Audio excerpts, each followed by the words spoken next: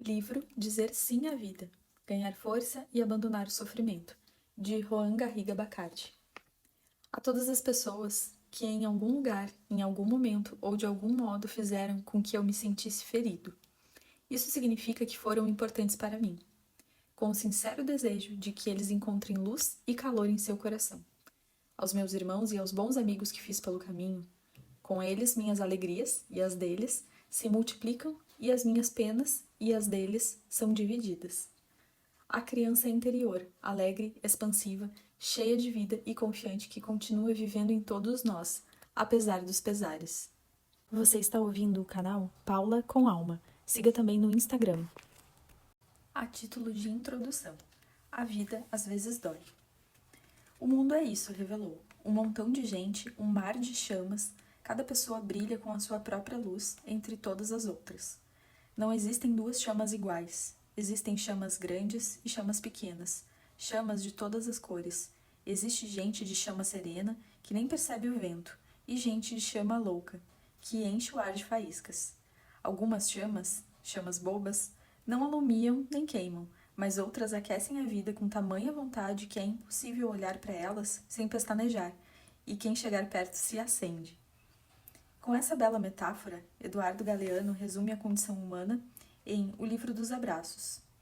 Somos chaminhas, o mundo é um mar de chaminhas. Ardemos na chama da vida e do coração, cada um à sua própria maneira, com sua luz particular, com sua história singular, com sua própria família, suas circunstâncias específicas, seu brilho pessoal e suas sombras particulares. A chama da vida que arde dentro de cada pessoa é uma chama imemorial, transmitida de geração em geração, através dos pais. Eles reúnem as duas partículas germinais que conformam um terceiro, como o atrito de duas madeiras que acendem seu fogo e entregam uma vida à sua própria luz, faísca, paixão, movimento, força, alegria, pena, lealdade, traição e milhares de outros eventos. Ou seja, a sua própria jornada. É inevitável que essa chaminha às vezes se agite e queime, que deslumbre o mundo ou se torne mais branda, dançando com força dos vendavais ou com um sopro de leves brisas. Será inevitável, inclusive, que algumas vezes pareça mais débil ou apagada. A metáfora do fogo, para definir uma vida, e o calor que emana do seu centro interno não é nova.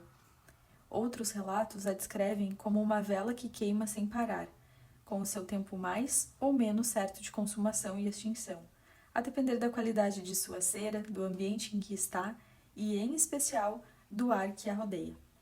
As parcas trabalham incansavelmente em seu imenso palácio de bronze, conta a mitologia grega. Nos muros do palácio estão inscritos os destinos humanos com letras indeléveis. Talvez, também, esses muros do além-túmulo alberguem milhares de milhões de círios obsolescentes e cada vez que um deles se apague, alguém morra em algum lugar aqui da Terra, perto ou longe. O fogo que vive em cada um de nós é a energia que se expande e esquenta. Ao se expor ao canto de louvor, bem-aventurança e alegria da vida, e esfria e se contrai, com o canto de lamento de dores, traumas, angústias, perdas. Expansão e contração, alternadamente dão forma à latência do instinto que anima todos os seres humanos, todos os seres vivos, todo o universo. O riso como expansão, o pranto como contração. Isso é o que reflete a poética canção de Violeta Parra, que conheci através da maravilhosa versão cantada por Mercedes Sosa. Gracias a la vida, que me ha dado tanto, me ha dado la risa y me ha dado el llanto. Así yo no distingo dicha de quebranto. Los dos materiales que forman mi canto y el canto de ustedes, que es el mismo canto. Tradução. Obrigada à vida que me deu tanto, me deu o riso e me deu o choro. Assim distingo o que é sorte e o que é quebranto. As duas matérias que conformam o meu canto e o canto de vocês, que é o mesmo canto. Cantemos então, elevemos nossa voz, entoemos a canção de alento para as nossas chaminhas, haja o que houver. Com dignidade e amor pela vida, assumamos também nossos prantos e quebrantos. Aprendemos a administrá-los passar por eles e integrá-los à nossa vida. Esse livro pretende abordar precisamente a questão e a superação de situações de perda, insatisfação, decepção ou outros abalos que todos experimentamos em nossas vidas. Situações de sofrimento, em resumo. Esses momentos ou períodos que fazem a chama oscilar e se contrair, e que exigem de nós sabedoria e virtuosidade existencial para que possamos passar por eles. Porque a visita do pranto e das penas, com suas vestes fúnebres, faz parecer que a vida se retrai e que a chama que nos impele se consome mais rapidamente. Então nos transformamos em chamas que ardem sem harmonia, cindidos, angustiados e em sofrimento. Às vezes adoecemos, sofremos, e se não somos capazes de classificar os sentimentos adequadamente, causamos sofrimento à vida, que se dói e se alarma com nossa dificuldade para aceitá-la como ela se apresenta. A vida às vezes dói. Assim como um enunciado simples e categórico, Buda estabelece sua primeira nobre verdade em um sermão de Benares.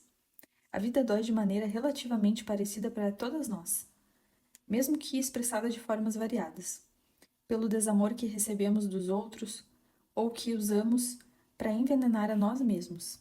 Esta talvez seja uma das maiores pragas psíquicas do nosso mundo contemporâneo, a falta de um genuíno amor próprio, com abandonos, traições, expectativas frustradas, riscos não assumidos, caminhos não empreendidos, mortes e perdas, violências e injustiças de variados tipos, culpas, enganos, doenças e fragmentos de realidade indesejada, como podemos ver nos relatos a seguir. Abre aspas. Perdi minha mãe quando ainda era uma criança. Com frequência, percebo um sentimento de ausência e saudade, um vazio que nada é capaz de preencher. Fecha aspas. Abre aspas. Não sou capaz de encontrar meu caminho profissional, nem de me manter economicamente. Não tenho autoestima. Sinto que estou excluído do círculo do sucesso e tenho vergonha de pedir ajuda aos meus pais. Já tenho 40 anos. Fecha aspas. Abre aspas. Minha vida foi toda dedicada a um trabalho equivocado, fazendo algo de que não gostava e com um homem errado, que já não amo mais. Fecha aspas. Abre aspas. Meu marido acaba de me deixar, depois de 35 anos de casamento. Eu não esperava. Sem mais nem menos, me disse que estava apaixonado por outra mulher ainda mais jovem e foi embora. Fecha aspas. Abre aspas. Não consigo levar adiante uma gravidez. Já estou na 8ª tentativa. Começo a acreditar que jamais serei mãe. Fecha aspas. Abre aspas. Meu filho tem problemas na escola e apresenta um comportamento muito agressivo. Fecha aspas. Abre aspas. Não acompanhei a mulher que eu amava e agora é muito tarde. Abandonei a escultura e me tornei um homem de sucesso econômico, mas nada é comparável ao antigo prazer de dar forma às coisas. Agora, infelizmente, é muito tarde. Fecha aspas. Abre aspas. Fui diagnosticado com leucemia. Estava cansado e, por precaução, busquei um hospital onde fiz uma bateria de exames. Imediatamente me deram a notícia. Leucemia mieloide. Em apenas um segundo, a normalidade desapareceu da minha vida. Fecha aspas. Abre aspas. Meu companheiro me trata mal. Há muito tempo quero me separar, mas não tenho coragem. Fecha aspas. Abre aspas. Nosso filho morreu atropelado por um trem quando tinha 13 anos. A alegria nos abandonou para sempre. Fecha aspas. Abre aspas. Por um tempo, estive no mundo das drogas e cometi abusos físicos e psicológicos contra minhas filhas. Agora abri os olhos. Posso ver o que fiz e quero morrer. Fecha aspas. Abre aspas. Sonhávamos em viajar pelo Oriente. Não imaginávamos o que aconteceria. Sofremos um sequestro que nos afogou em um sentimento profundo de impotência e vulnerabilidade. Tínhamos medo de ser assassinados. Por sorte, fomos liberados, depois de uma semana. Mas depois disso, nunca mais fomos os mesmos. A depressão e um sentimento difuso de fragilidade extrema segue conosco. Fecha aspas. Esse mostruário de versões específicas do sofrimento é composto por histórias reais, que escutei ao longo da minha carreira como psicoterapeuta.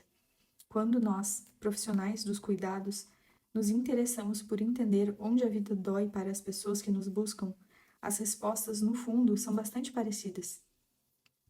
Um amor ferido, um vínculo perdido ou rompido, uma violência perpetrada ou sofrida, um projeto desejado que nunca se realizou, um dom ou outro amor não assumido que, por covardia, ignoramos, um vazio, uma falta de sentido e coisas assim.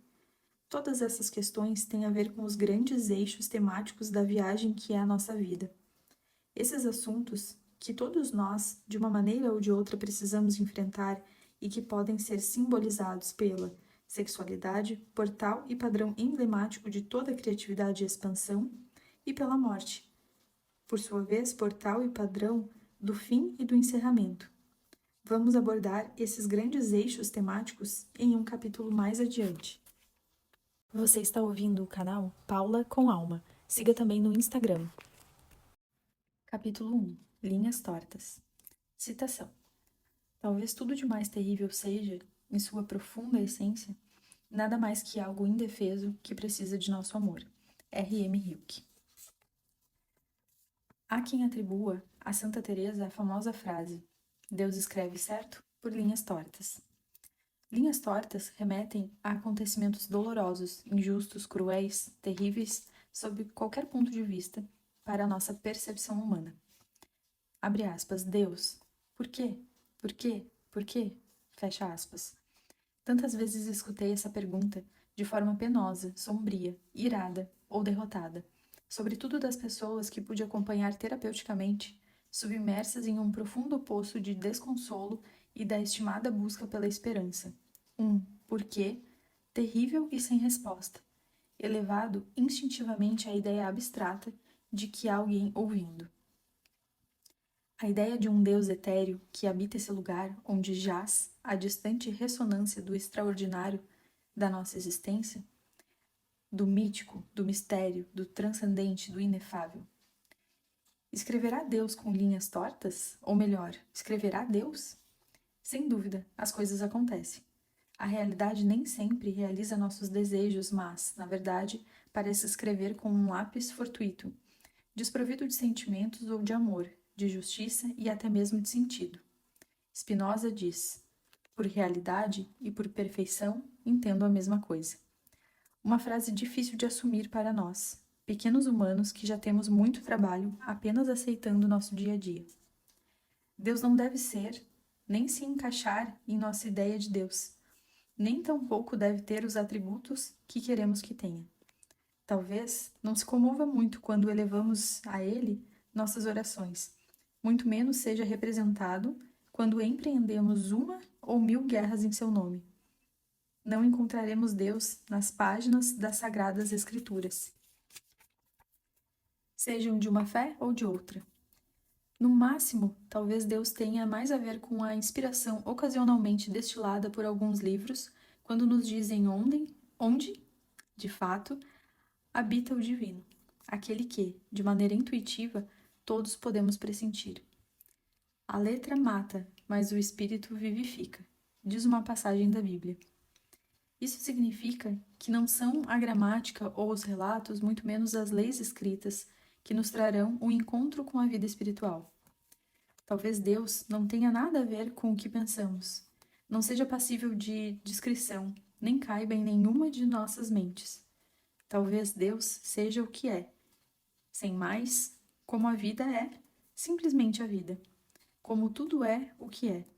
E, talvez, Spinoza tenha razão e Deus seja a realidade em si mesma, perfeita a cada momento, ou perfeitamente imperfeita, descansando sobre si mesma, sem linhas tortas, mesmo que às vezes não pareça, ainda que, algumas vezes, seja fonte de tanta dor e injustiça.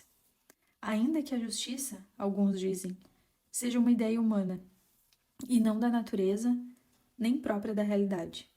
Contudo, o ser humano, em seu mundo, também foram criados pela natureza. A natureza fez nascer em nós a noção de equidade e vivência do que é justo. Linhas tortas, angústias, problemas, adversidades, quem os compra? Quem os deseja? Não gostamos de sofrer, fugimos das dificuldades, A dor nos parece até imoral. Mas em outro sentido, e de uma maneira estranha, parece que todos nós precisamos que, em certos momentos, algum aspecto ou fragmento de nossa vida não esteja em perfeita harmonia, pois isso nos faz crescer. Uma vida que acontece com muito conforto nos anestesia.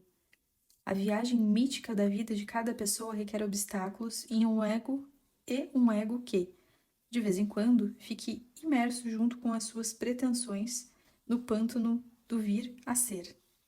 De modo que, quando renasçamos do barro, sejamos mais livres e mais sábios.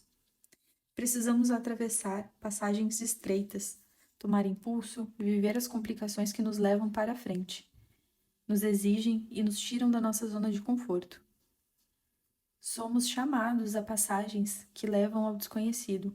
Escutamos a voz de nossa missão interior para concretizá-la no mundo. A maioria das pessoas reconhece com facilidade pelo menos uma área de sua vida que seja complexa, difícil, frustrante ou exigente. As relações amorosas, os pais, a saúde, o trabalho, o dinheiro, os filhos, o próprio caráter, algumas emoções. Cavalos de batalha. As dificuldades, porém, podem ser muito úteis para nós. Talvez não as desejemos, mas precisamos delas. Com sorte, nos tornamos mais humildes e humanos. As dificuldades suavizam o ego e ensinam que, em nossa essência, não somos aquilo em que nos investimos ou aquilo com o que nos identificamos. Quando não nos quebram e não nos destroem, elas nos deixam mais fortes. Como dizia Nietzsche, o que não nos mata nos fortalece. As dificuldades nos levam a gerar recursos, a amadurecer, a abandonar velhos imperativos, a mudar visões desgastadas de mundo ou de nós mesmos. Tudo é passageiro e, com muita frequência, somos obrigados a nos levantar de novo de nossos velhos sofás em que nos acomodamos, como um convite a enfrentar o nosso próximo passo. Seja bem-vinda, vida! As dificuldades nos impulsionam a criar e a agir. Direcionam a nossa energia para o futuro.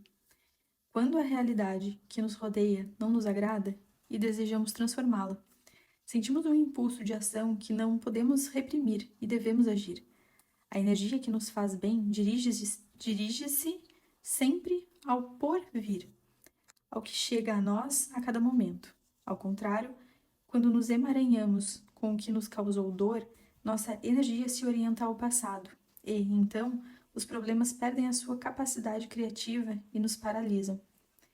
Direcionada ao futuro, a energia serve de impulso para as ações, gera recursos, permite-nos desenvolver tolerância a dificuldades e, na melhor das hipóteses, sabedoria. Com isso, semeamos esperança, um ingrediente necessário para uma boa vida. Quando eu era jovem e inocente, acreditava que, se eu trabalhasse duro e me esforçasse, um dia as dificuldades e os problemas acabariam. Hoje, eu sei que, à medida que a vida avança, eles se tornam maiores e mais frequentes. Mas, felizmente, chegam a nós quando estamos mais maduros e, assim, conseguimos enfrentá-los com algum desprendimento. Nossa capacidade de suportar as dificuldades aumenta à medida em que envelhecemos e nos conhecemos melhor. Vivemos com os pés fincados no presente e equilibrados em nosso centro. E isso não significa resignação ou passividade, é apenas o processo de assentir a realidade como ela é. Isso não significa que estamos mais fracos ou que defendemos o fácil conformismo. Dizer sim à vida não tem nada a ver com ficar de braços cruzados. Costumo dar um exemplo. Se dizem que seu filho está muito doente, seria estúpido dizer: aceito essa realidade, vamos ver no que dá. Claro que não é assim. Você aceita essa realidade e, ao mesmo tempo, aceita a realidade de começar a se mexer para levá-lo ao hospital ou para consultar com um especialista nessa doença.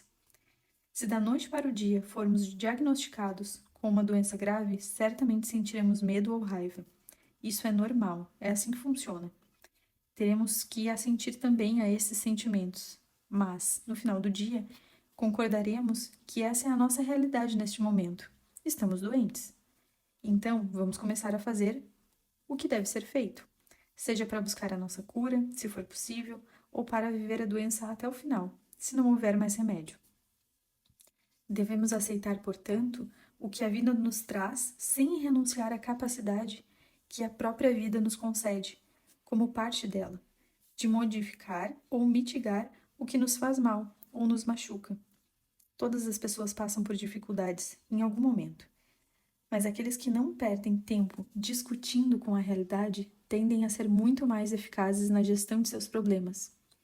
Por outro lado, aqueles que se envolvem em reclamações, vitimização, raiva ou fatalismo, ou assumem qualquer outra posição estática, perdem toda a eficácia, abalam sua energia e ficam paralisados em um lugar de sofrimento. Entendo que nem sempre é fácil aceitar a realidade e colocar em prática o gigante e sagrado sim à vida, menos ainda de maneira espontânea. Embora talvez essa força afirmativa seja o ingrediente mais natural que existe no fundo do nosso coração, livre de máculas, livre daquilo de que nos apartamos. Não conheço ninguém tão iluminado a ponto de sentir uma apreciação absoluta, constante e imediata por tudo o que acontece no mundo e consigo, embora alguns cheguem muito perto dessa atitude vital. Mas todos nós sempre trilhamos o caminho de quem precisa aprender a aceitar. Que as linhas de nossos caminhos sejam linhas e sem mais. Que nossos rastros tenham dignidade, independente de essas linhas terem sido ou serem ainda, retas ou tortas. Já que estas são as categorias da mente, pequena que avalia, e não da grande perfeição da realidade estabelecida em si mesma e no que ela é, como ela é. Como? Bailando. Onde? Aqui. Quando? Agora.